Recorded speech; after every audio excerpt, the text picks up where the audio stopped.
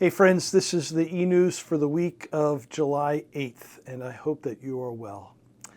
Van and I were away for about 10 days. We went to North Topsail Beach in North Carolina, and it's been about 35 years since we've been to Topsail Beach, and we enjoyed every minute of our time away. But it's always good to come home. We just got back Monday. And so I look forward to seeing you all in worship on Sunday and can't wait to be with the fellowship of Christ here at Elfin Wild Church. We did watch both Sundays we were gone, the 8:30 live stream, and I want to thank the Reverend Ted Wood and the Reverend Dr. Don Dawson for their preaching, and also all of the worship leaders, and of course those who provided music, Jeff Callan, when Ted was preaching, and then Ron each and every Sunday. How blessed we are.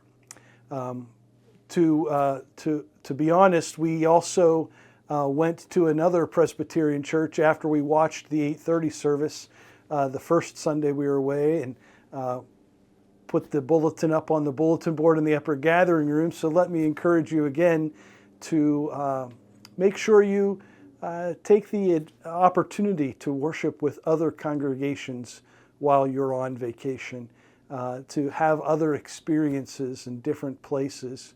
It always, to me, broadens my appreciation for the kingdom of God, and also refocuses me on how fortunate and blessed we feel to be a part of this fellowship at Elfin Wild Church. So we're glad to be home and can't wait to see you, and look forward to seeing everybody on Bible study, Zoom Bible study tonight as well. I had the privilege to relax and just do some reading that I have been hoping to catch up on while away. I got to catch up on some magazines that I wanted to read, some periodicals, but I also got to read this book that I received from the Reverend Dr. Joe Rychick before his death. The last time I visited with Joe up at Sherwood Oaks, he gave me this book called Living Life Backward by David Gibson. And it's a wonderful study on the book of Ecclesiastes. And so I had the chance to read it, and this is what it says on the back cover of the book. What if it is death that teaches us how to truly live? Keeping the end in mind shapes how we live our lives in the here and now. Living life backward means taking the one thing in our future that is certain, death, and letting that inform our journey before we get there. So I read this book, not quite finished yet, on the book of Ecclesiastes, and I have to say to you, it has been scintillating. I really, really appreciated it. The book of Ecclesiastes has been one of those books in the Bible that has escaped me at times of its purpose and meaning and in what it was actually saying. I wanted to read for you from the book of Ecclesiastes just the very first few verses, and this will trigger perhaps what you remember of it. It begins, the words of the teacher, son of David, king in Jerusalem. Meaningless, meaningless, says the teacher, utterly meaningless. Everything is meaningless. What does man gain from all his labor at which he toils under the sun? Generations come and generations go, but the earth remains forever. And it keeps going on.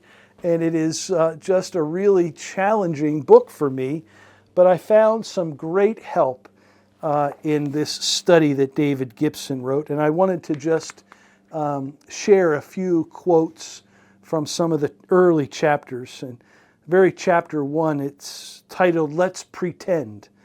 And then he has a quote from Nicholas Ludwig von Zinzendorf, who was a Christian missionary. And he says, preach the gospel, die, and be forgotten.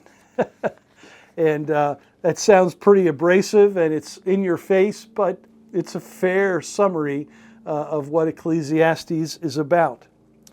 But in this very first chapter, David Gibson gives a really wonderful explanation that the word we translate meaningless, or in other translations, it's often vanity, vanity. All is vanity. So what does it mean, this meaningless or this vanity? Well, he describes well that it's a Hebrew word that is most accurately translated breath or breeze, like a vapor, a wisp, something that comes and goes and you can't see where it is or how long it lasts. And he basically says that's what life is like. It's short. It comes and it goes, and you wonder where it has gone and what that means. But this is what he then says about the book of Ecclesiastes, that it's helping us to prepare to die. He said that most interpreters really appreciate that Ecclesiastes is not morbid at all, but it brings meaning to our everyday when we realize that God has given us this day to live, and we should live in the present of this day. So I was on vacation and I was reading about death, which isn't unusual for me because I have contemplated my own passing and meaning of life. I'm getting into that place where I'm thinking, gosh, how many years do I have left on this earth? When will God call me home? All of those questions. And I've even already prepared my own funeral service and things like that, picked out hymns and readings.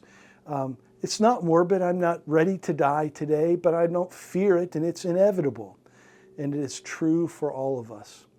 And I think the more we think about that, the more we can live in the assurance that we don't have to fear that death, and we don't have to be distracted by other things in life, and we don't have to live in denial of it. I do enough funerals to realize that we all end up in that place. And so the question is, what lends meaning to this life? At the end of the book of Ecclesiastes, it basically says our meaning comes from understanding that it is God who gives us each day, and that He's the purpose. He gives the purpose and the meaning to our everyday.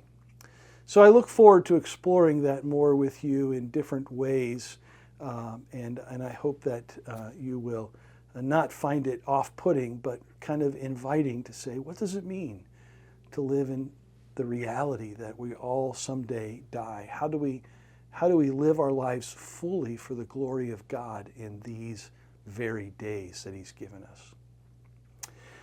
So Sunday I'll be preaching on the next beatitude in the Sermon on the Mount. Blessed are the meek, for they shall inherit the earth. Can't wait to unpack that with you this week. Please remember Terry and Jan Stoops in your prayers as they continue a transition in their life into something that's new. Pray for Kristen Coca and her family as they deal with her father's health and well-being also, and many others who are going through sickness, either their own or somebody close to them in their family, somebody that they love dearly that's being challenged. We are in this together, friends. We do not have to walk life alone. So be sure that you know we are here. Reach out if we can be of any encouragement or care. We love you. Take care. God bless. Have a great day.